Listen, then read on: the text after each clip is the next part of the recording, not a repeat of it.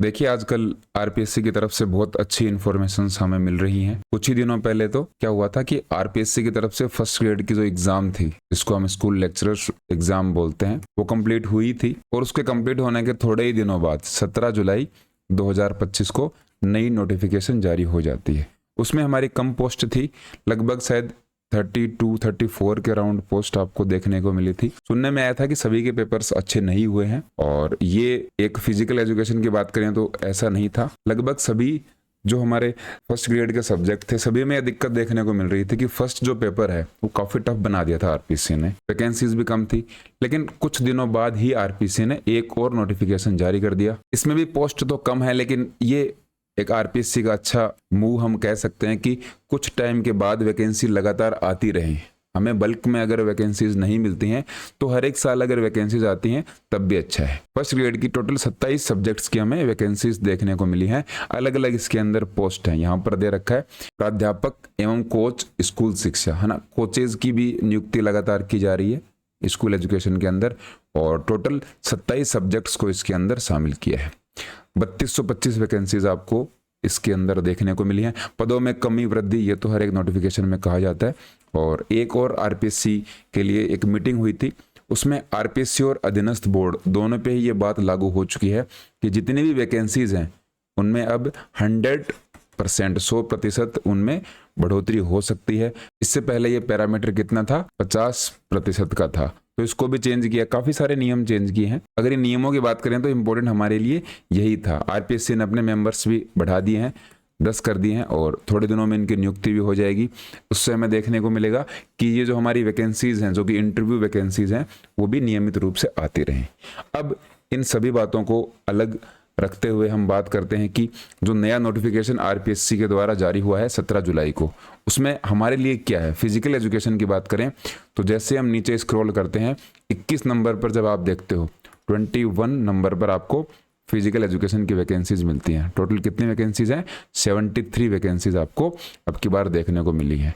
अब ये 73 जो वैकेंसीज हैं उनमें आपके जनरल की कितनी पोस्ट होंगी और ओबीसी की कितनी है, एससी एसटी महिला, इन सभी की जो पोस्ट है उनके बारे में डिटेल से बाद में बताया जाएगा। यहाँ पर दे भी रखा है विषयों के पदों का वर्गीकरण, जैसे कि कौन सा वर्गीकरण, वर्गवार वर्गीकरण अलग से आयोग द्वारा शीघ्र जारी कर दिया जाएगा। थोड़े दिनों बाद हमें इंफॉर्मेशन मिल जाएगी, लेकिन अभी जो बड़ी न्यूज़ है वो यही है कि 73 वैकेंसीज हमारे फिजिकल एजुकेशन सब्जेक्ट्स में है। और फिजिकल एजुकेशन या फिर स्पोर्ट्स से रिलेटेड जो भी तैयारी करने वाले एस्पिरेंट हैं उनके लिए क्या क्या है, तो कोच जो एथलेटिक्स के हैं उनके लिए 2 वैकेंसीज हैं, बास्केटबॉल कोच के लिए 2 वैकेंसीज, और वॉलीबॉल, हैंडबॉल, कबड्डी और टेबल टेनिस, इनके लिए एक एक वैकेंसीज अब की बार दी गई हैं। हर एक बार कोचेज की वैकेंसीज हमें कमी देखने को मिलती हैं, लेकिन अच्छा है कि स्कूल में कोचेज के लिए कम से कम वैकेंसीज तो आनी स्टार्ट हो गई हैं। तो ये 73 वैकेंसीज के बाद में जो जरूरी बातें हैं उनको हम देखेंगे। ये सभी बातें जो कि आपके लिए जरूरी भी हैं और आपको पता भी होना चाहिए। उसमें सबसे पहले आ जाती है, यहाँ पर देखिए अपनी जो पोस्ट का क्रमांक है, सीरियल नंबर है 21। यहाँ पर दे रखा है आप ग्रेजुएट या फिर equivalent examination recognized by UGC. ये तो हमें पता ही है कि आप फर्स्ट ग्रेड की तैयारी कर रहे हो या फिर फर्स्ट ग्रेड की एग्जाम देने वाले हो तो आपको मास्टर्स करनी है। उससे पहले आपकी बैचलर डिग्री कहीं ना कहीं से होनी चाहिए जो कि यूजीसी रिकॉग्नाइज्ड कोई यूनिवर्सिटी हो। अब इसमें इसके साथ में आपकी जो पोस्ट ग्रेजुएशन है उसमें दे रखा है कि एमपीएड, जो कि इसमें तो कोई दिक्कत नहीं है। अगर आपकी एमपीएड की हुई है तो आप इसके लिए अप्लाई कर सकते हो। साथ साथ में post graduate in physical education, तो फिजिकल एजुकेशन में पोस्ट ग्रेजुएशन की एक डिग्री होती है एमपीईएस। एमपीईएस के जो कैंडिडेट्स हैं वो भी इसके अंदर अलाउ किए जाएंगे। अगर इन दोनों में से आपने कोई भी डिग्री कर रखी है तो आप निश्चित रूप से तैयारी में लग सकते हैं। आरपीएससी का एक और रूल है कि कौन कौन इसके अंदर फॉर्म भर सकते हैं। तो जिनका भी मास्टर्स में 1 साल कंप्लीट हो गया है, 1 ईयर कंप्लीट हो गया है, वो यहाँ पर फॉर्म भर सकते हैं। चांसेस कम है कि आप एग्जाम में बैठ पाओ, क्योंकि एग्जाम का जो शेड्यूल है वो जारी हो गया है। उसकी भी बात करेंगे, पहले ये नोटिफिकेशन देख लेते हैं। बाकी जो बातें आपको पता होनी चाहिए यहाँ पर दे भी रखी है। ये 4800 ग्रेड पे आपको दिया जाएगा, 2 साल तक आपको फिक्स पे मिलेगा। ये सब छोटी छोटी बातें हैं जो कि बाद में आपके काम आएंगे, अभी काम की नहीं है। आयु में छूट चाहिए तो अलग अलग कैटेगरी में छूट भी दे रखी है, 5 साल 10 साल इस तरीके से। इसके अलावा अगर और हम इम्पोर्टेंट इसके अंदर हमारे लिए क्या है वो देखें तो यहाँ पर आवेदन की तिथि ये आपके लिए थोड़ा सा एक जरूरी हो जाता है। कितनी, 14 अगस्त से लेकर 14 अगस्त से लेकर कब तक है, 12 सितंबर तक। अच्छा खासा आपको टाइम मिला है। तो 14 अगस्त से स्टार्ट हो रही है, 12 सितंबर तक लगभग 1 महीने का टाइम आपको मिलता ही है फॉर्म भरने के लिए। इस फॉर्म को आप अच्छे तरीके से फिल कीजिए। यहाँ पर जो भी इन्फॉर्मेशन दे रखी है SSO ID से आपको फॉर्म को फिल करना है। 1 टाइम रजिस्ट्रेशन आपने अगर नहीं करवाया है तो वो आपको करवा लेना है। SSO ID से आप फॉर्म हमेशा भरते ही, उसमें कोई स्पेशल बताने लायक बात है भी नहीं। यहाँ पर एक और बात दे रखी है कि अभ्यर्थी आवेदन की अंतिम तिथि तक अर्जित की जा चुकी सभी शैक्षणिक योग्यता। क्या मतलब हुआ इस बात का? मान लीजिए आपका एग्जाम 1 जून को है, तो 1 जून से पहले आपकी जो मास्टर्स की डिग्री है वो कंप्लीट होनी चाहिए। MPEd या फिर MPES आप जो भी कर रहे हो, वो डिग्री कंप्लीट होने का मतलब है कि आपका एग्जाम हो चुका हो और उस एग्जाम का रिजल्ट भी आ चुका हो। ये आपके पास अगर क्वालिफिकेशन है तब तो आप उस वैकेंसी के लिए एलिजिबल हो, नहीं तो आपको बाहर कर दिया जाएगा। ये एक RPSC के बारे में हर बार कही जाती है, वो पहले ही इस चीज़ को क्लियर करके चलते हैं ताकि आपको आगे प्रॉब्लम नहीं आए। बाकी ये 500 रुपये का शुल्क वगैरह ये छोटी छोटी बातें हैं, वो तो आप फॉर्म भरते हो तो ये तो हम फीस जमा कराते ही हैं। इसके बाद में नेक्स्ट अगर हमारे लिए इम्पोर्टेंट क्या है वो देखें तो यहाँ पर देखिए, scheme and syllabus of competitive examination for the post of school lecturer. हमारी पोस्ट कौन सी है? 21।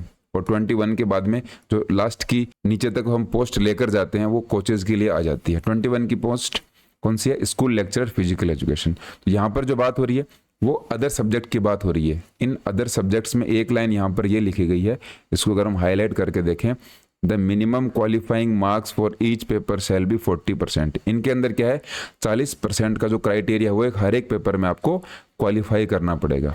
लेकिन इसके उलट अगर हम फिजिकल एजुकेशन सब्जेक्ट्स की बात करें तो यहाँ पर देखिए क्या दे रखा है, ये देखिए कोचेज के लिए क्या बता रखा है, scheme and syllabus of competitive examination for the post of coach.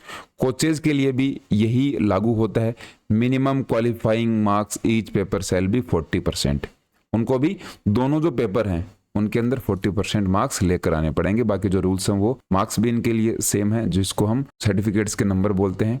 इसके बाद में अगर हम फिजिकल एजुकेशन स्कूल लेक्चरर या फिर फर्स्ट ग्रेड की बात करें तो स्कीम एंड सिलेबस, इसके बारे में अगर हम देखते हैं तो इन बातों के बारे में आपको पता है। अगर नहीं पता है तो थोड़ी सी हम चर्चा कर लेते हैं। सबसे पहले तो 460 नंबर का आपका पेपर होता है। फर्स्ट पेपर जो होगा, जो कि राजस्थान GK हम उसको बोलते हैं, वो आपका 200 नंबर का होता है। इसमें 100 क्वेश्चंस आते हैं, 100 क्वेश्चन आपको मिलेंगे और हर एक क्वेश्चन 2 नंबर का होता है। 1/3 इसमें नेगेटिव मार्किंग होती है और इस तरीके से आपके 200 नंबर ये हो गए। सेकंड पेपर आपका सब्जेक्ट का होता है, वो होता है 260 नंबर का, मतलब 130 क्वेश्चंस उसके अंदर आपको देखने को मिलते हैं। इसके बाद में टोटल अगर हम मार्क्स देखें तो आपका टोटल पेपर होता है 500 नंबर का। अब 260 और 200 यहाँ पर हो गए 460 का आपको पेपर मिलता है और 40 नंबर आपके सर्टिफिकेट्स के हैं। ये बातें तो हम करते ही हैं, इनके बारे में हमें पता ही है। लेकिन यहाँ पर एक छोटी सी अलग से बाकी में नहीं दे रखी, हमारी फिजिकल एजुकेशन के जो स्कूल लेक्चरर है वहाँ पे एक पॉइंट दे रखा है, minimum qualifying marks shall be 40%। यहाँ पर दे रखा है minimum qualifying marks shall be 40%।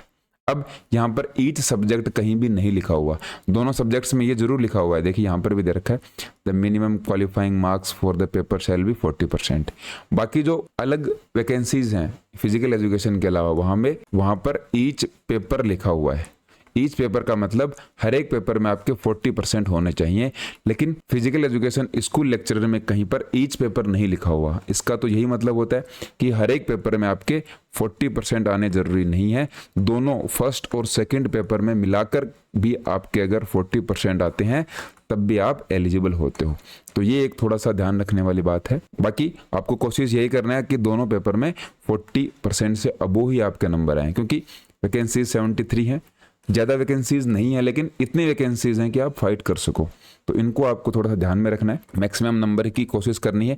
Each paper नहीं लिखा हुआ तो मुझे यही लगता है कि दोनों पेपर में मिला के आपके 40% आने चाहिए। SC ST के लिए वो 5% कम हो जाता है और इस तरीके से आप इसको याद रखोगे। बाकी जो सिलेबस है, सिलेबस का हम अलग से वीडियो बनाएंगे, उसमें पूरा अच्छे तरीके से डिस्कस करेंगे किस तरीके से हम सिलेबस को कवर करें। और यहाँ पर फिजिकल एजुकेशन में मैक्सिमम 40 मार्क्स आपको मिल सकते हैं। स्पोर्ट्स सर्टिफिकेट के लिए अलग अलग मार्क्स दे रखे हैं, जो कि आपने जिस तरीके से जहाँ पर कौन से लेवल पर खेला है उसके अकॉर्डिंग आपको नंबर मिलते हैं। बाकी इस नोटिफिकेशन के अंदर और इतना इंपॉर्टेंट कोई बात नहीं है, इन्हीं बातों का आपको ध्यान रखना है। जो भी आपके पास क्वालिफिकेशन है उस क्वालिफिकेशन को आपको कब तक कंप्लीट कर लेना है, जब तक आपका एग्जाम का रिजल्ट नहीं आए। एक और बात हमें देखने को मिलती है, कई बार ये क्वेश्चन आता है कि मेरा सर ओबीसी का या फिर SC ST का, SC ST में ये दिक्कत नहीं आती, EWS और OBC में ये प्रॉब्लम आती है कि सर मैंने एग्जाम का फॉर्म अप्लाई कर दिया है और एग्जाम का फॉर्म अप्लाई करने से पहले मेरे पास OBC का या फिर EWS का सर्टिफिकेट नहीं था। तो RPSC ने इस मामले में बहुत ही लीनियंट तरीके से और छूट दे रखी है, या आप कह सकते हो कि अगर आपने उस समय OBC का सर्टिफिकेट नहीं बनवाया है तो फॉर्म भरने के बाद भी आप बना सकते हो। आपको एक शपथ पत्र या फिर एफिडेविट लगता है, उसमें आप ये कह सकते हो कि उस समय मैं OBC नॉन क्रीमी लेयर के अंदर या फिर EWS के अंदर था, लेकिन मैं सर्टिफिकेट नहीं बनवा पाया। अगर कोई मेरे से गलती होती है तो विभाग अपनी कार्रवाई कर सकता है, इस तरीके से वो लिखवा लेते हैं। यहाँ पर दे भी रखा है, नोटिफिकेशन के अंदर भी ये मेंशन की गई है बात। ये देखिए यहाँ पर दे रखा है कि अनुसूचित जनजाति, पिछड़ा वर्ग, ये सब आरक्षण का लाभ लेने हेतु जाति प्रमाण पत्र ऑनलाइन आवेदन की अंतिम तिथि तक जारी किया हुआ प्रस्तुत करना होगा। अगर किन्हीं कारणों से अभ्यर्थी अंतिम तिथि तक प्रस्तुत नहीं किया जाता है उसके द्वारा, तो उसके बाद भी अगर जारी किया हुआ प्रमाण पत्र वो प्रस्तुत करते हैं तो अभ्यर्थी को क्या करना पड़ेगा, एक शपथ पत्र, एक एफिडेविट प्रस्तुत करना होगा। और आवेदन की अंतिम तिथि को संबंधित वर्ग की पात्रता रखता था, मतलब लास्ट जो डेट थी वहां तक मैं OBC में था या फिर EWS में था, लेकिन मैं किसी कारणवश नहीं बना पाया और यह सूचना अगर गलत पाई जाती है तो उसकी नियुक्ति निरस्त की जा सकेगी। तो डॉक्यूमेंट्स में तो आपको ज़्यादा टेंशन लेने की जरूरत है नहीं, उसमें प्रॉब्लम नहीं आएगी, आपको तो बस तैयारी करनी है। और तैयारी के लिए RPSC ने अच्छा खासा आपको टाइम दिया है। और यहाँ पे अगर हम देखें कि एग्जाम डेट कौन सी है तो आप देख सकते हो, ये नोटिफिकेशन RPSC का आया था 22 जुलाई को आ गया था कि आपकी जो एग्जाम है वो किस तरीके से होगी और कौन कौन सी डेट को होगी। टेंटेटिव डेट दी है, एग्जैक्ट डेट आपको नहीं मिली है।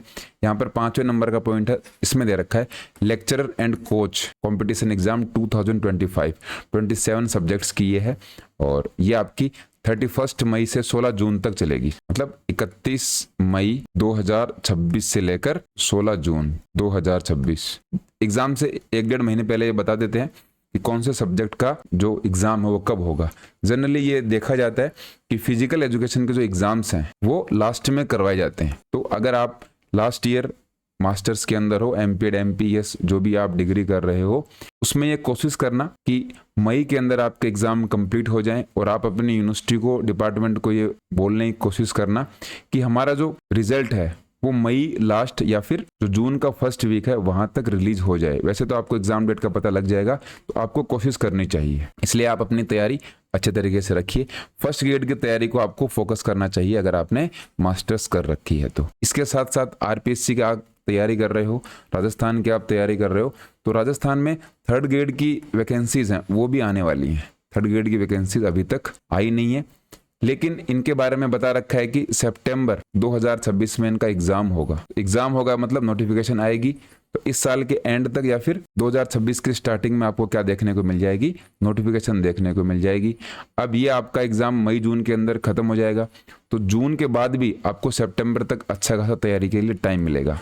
तो मेरी एडवाइस यही रहती है आपके लिए कि आप सब कुछ छोड़ के अभी फर्स्ट ग्रेड की तैयारी कीजिए अगर आपके पास मास्टर्स है, नहीं तो आप 3rd ग्रेड की तैयारी कर सकते हो, आपका बिल्कुल भी लॉस नहीं होगा।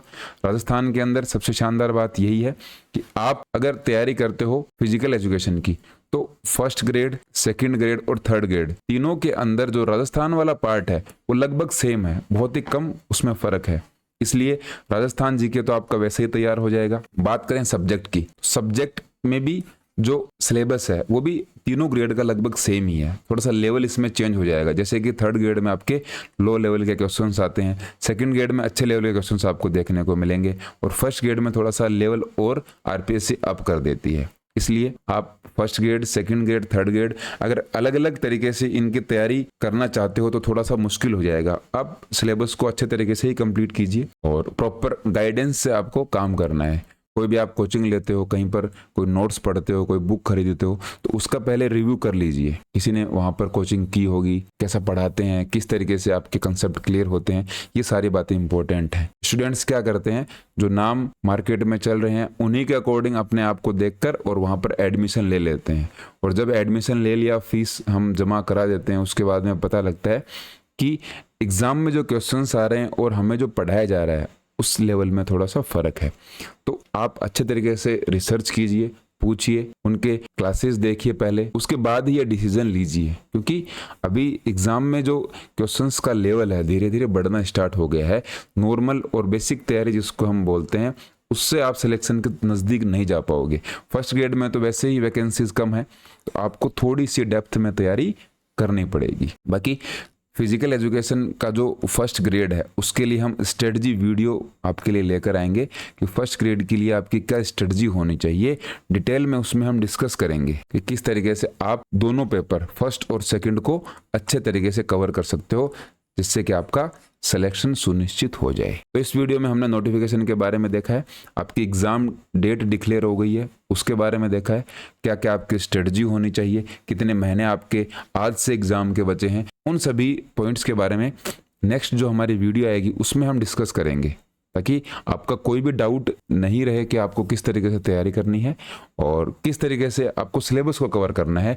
ये काफ़ी इंपॉर्टेंट है। तो बस इस वीडियो में आपको एक इन्फॉर्मेशन देनी थी। नोटिफिकेशन आए हुए कई दिन हो गए, तो जैसे ही मुझे टाइम मिला इस वीडियो के माध्यम से आपको ये बताया गया। बाकी आपके कोई डाउट्स रहते हैं तो कमेंट्स में आप पूछ सकते हो, और आज के बाद नेक्स्ट आपके जब तक एग्ज़ाम नहीं हो जाती, first grade second grade RPSC की एग्ज़ाम नहीं हो जाती, और बाकी भी जो अदर स्टेट में सेंट्रल लेवल की जो एग्ज़ाम है वहाँ तक यूट्यूब पर अभी हमारी रेगुलर क्लासेज आएंगी और उसके बारे में आपको जल्दी ही बता दिया जाएगा।